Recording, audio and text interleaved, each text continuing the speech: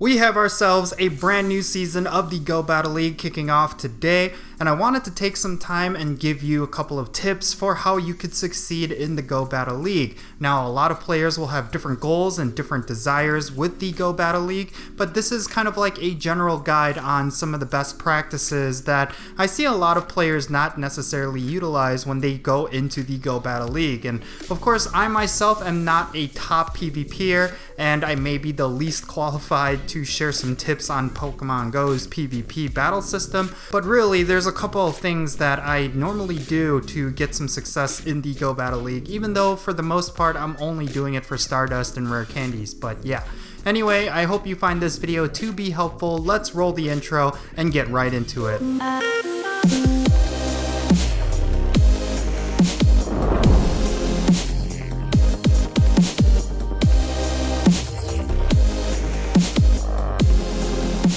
And how's it going, everyone? It's me, it's Count, here with a brand new Pokemon Go video. Today I'm going to be talking about the Go Battle League. I know a lot of players are highly active in the Go Battle League. I mean, essentially it is the end game of Pokemon Go. Before it was all about raiding, before it was all about completing different tasks, but now it's all about the Go Battle League. All of the Pokemon that you catch, all of the Stardust that you grind, most likely it is going to go towards your Go Battle League Pokemon. So because of that, I wanted to provide a couple of tips that I think would be very helpful for you. First and foremost, you want to give yourself every single advantage as possible when it comes to the Go Battle League. That is, of course, because in some cases it is going to be a game of inches, depending on how fast you switch out your Pokemon or depending on what you use to counter their Pokemon. It's going to come down to a couple of hits or a couple of charge moves. So make sure you are doing your research. Make sure you know what all of the type advantages are.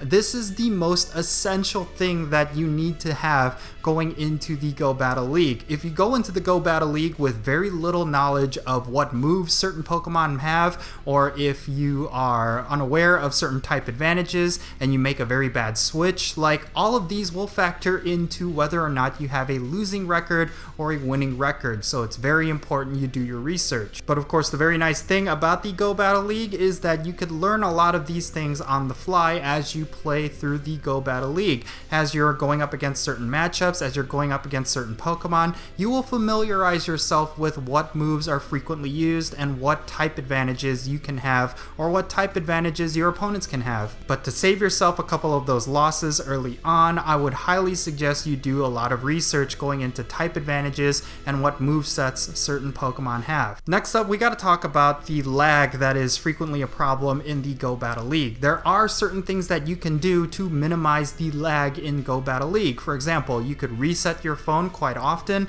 I think this is something that a lot of players tend to ignore. If you're about to jump into a Go Battle League set, I highly suggest you restart your phone, clear your cache, and do all that stuff to give yourself a little bit of a latency advantage. And maybe you don't have to go to this extreme, but something that a lot of players do at the top level is that they reset their game between every single battle. This is because it seems like you continuously build up a lot of lag as you go through the Go Battle League. The 5th battle of your set could be a lot laggier than the 1st battle of your set. Yes, it could be tedious, but it could also be beneficial as well because it gives you a bit of a breather. You could kind of digest how the previous battle went, so you could make some adjustments. Depending on how your battles are going, this might be something that could net you a lot of wins. And of course, the biggest culprit for giving you lag during the Go Battle League is cell service, so I highly suggest you only do your PvP battles when you are on a stable Wi-Fi connection. I can't tell you how many times I've lost battles where I've had a favorable lead, and it's mainly because of lag from cell service. So make sure you're avoiding that by being on a stable Wi-Fi connection. I can't tell you how important this is. When it comes to the Go Battle League, every single battle will count. If you're pushing to get rank 10, then having any sort of loss that could have been avoided could prevent you from reaching that high rank by the end of the season. So make sure you are getting every single win you possibly can and not losing out to a lot of things that could have been avoided, like lag and poor planning from just not knowing the game. Now the third tip that I have for you when it comes to the Go Battle League is something that I find to be the most important, and that is to use whatever you have. Now, there's a lot of people who will skip out on a certain league of the Go Battle League, and they essentially lose out on a lot of time to collect ratings, and it's because they feel like they do not have enough good Pokemon for that particular league. For example, with the Ultra League, I know a lot of players tend to ignore the Ultra League, mainly because they do not have the right legendaries or they do not have the right meta Pokemon, but I honestly think I've gotten the most success by using a lot of off-meta picks in the Ultra League.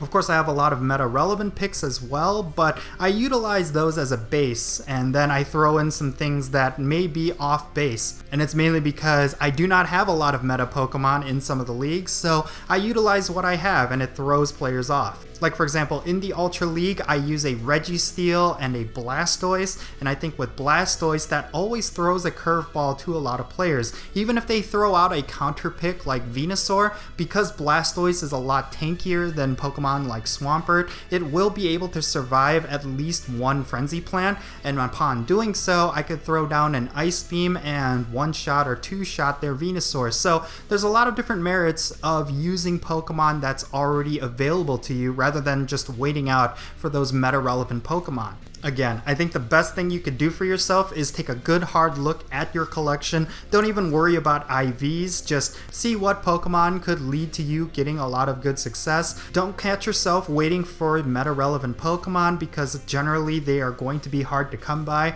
and just work with what you have. It's the best thing that you could do. Don't even worry about IVs, like if you do not have the most ideal battle-ready Skarmory, you should still use it because it can still give you a lot of success. Now, speaking of IVs, I really think this is one area that a lot of players tend to not really have a good knowledge base behind, and that is of course because IVs are a little bit of a tricky beast.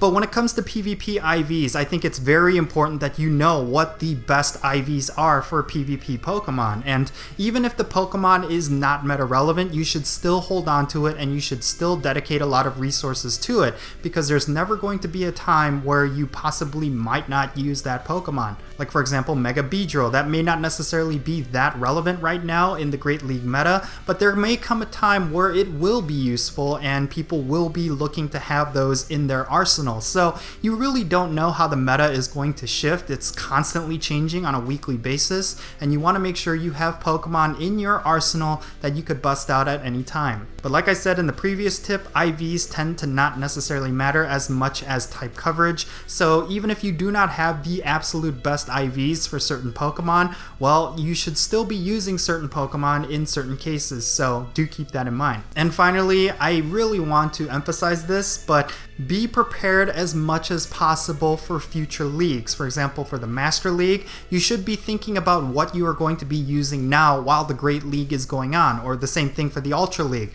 Do a lot of research, again, do a lot of research, see what the meta is shaping up to be, because between now and when the Master League comes out, certain legendaries may come out that could shift the meta, certain move sets could be released that will completely change the relevancy of certain Pokemon. You really have to know a lot of these things and then dedicate the resources that you have to the correct Pokemon so that you could crush them in the Master League. These are all very important things. Like right now during the Great League is when I'm thinking about what the Master League and the Ultra League could potentially be like. And then of course something that I also do is that I put a lot of practice into those leagues with some of my friends so that once those leagues drop in the Go Battle League, I'm completely ready for them. So yeah, these are some of the tips and tricks that I've been using to get ahead in the Go Battle League. Of course, for those of you who know me, I'm not necessarily that enthusiastic about PvP. I think there's a lot of potential for something great there, but I just feel like it hasn't been fully realized yet. So I've been very on and off when it comes to PvP, and I haven't really been pushing ranks, but maybe for this season I'll actually try really hard to hit rank 10, because I really feel like I am capable of hitting rank 10 if I really put a lot of effort into it. I don't really have any roadblocks that a lot of other players have, and I do feel like my game mechanics are actually pretty solid. But yeah, I think it's just a matter of dedication, because there's definitely days where I skipped out on my PvP battles just because I was just not interested in doing them at that time. But who knows, maybe for this particular season I'll be a lot more enthusiastic about it, but we'll just have to wait and see. But that's going to be it for this video. I really hope you found it to be helpful. Hopefully you'll have have a really solid season, and I'm wishing you the best of luck. But yeah, that's going to be it. I am Count Jinsula. Be safe, have fun, and I'll catch you all later.